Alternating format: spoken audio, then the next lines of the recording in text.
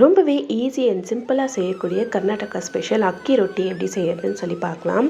இந்த ரெசிபி ரொம்பவே சிம்பிள். கண்டிப்பாக ட்ரை பண்ணி பாருங்கள். இதுக்கு பெஸ்ட் காம்பினேஷன் பார்த்தீங்கன்னா இஞ்சி சட்னி இல்லைன்னா வெங்காய சட்னி அட்டகாசமாக இருக்கும். ஒரு பவுலில் ஒரு வெங்காயத்தை நல்லா பொடியாக கட் பண்ணி சேர்த்துக்கோங்க. கூடவே ஒரு துண்டு இஞ்சியும் அதுவும் பொடியாக கட் பண்ணிக்கோங்க. துருவின கேரட், அது கூடவே சொயின் கீரை, வேர்க்கடலையை நல்லா வறுத்துட்டு இடித்து சேர்த்துக்கோங்க. இது கூடவே 1 ஸ்பூன் அளவுக்கு சீரகம், நல்லா 1.5 ஸ்பூன் அளவுக்கு வெள்ளை எள்ளு, தேவையான அளவு உப்பு சேர்த்து நல்லா கலந்துட்டு இது கூடவே 1/2 கப் அளவுக்கு தயிர் சேர்த்து எல்லாத்தையுமே மிக்ஸ் பண்ணிக்கோங்க. இப்போது இதில் நான் அரிசி மாவு சேர்த்து எல்லாத்தையுமே நல்லா கலந்துடுறேன்.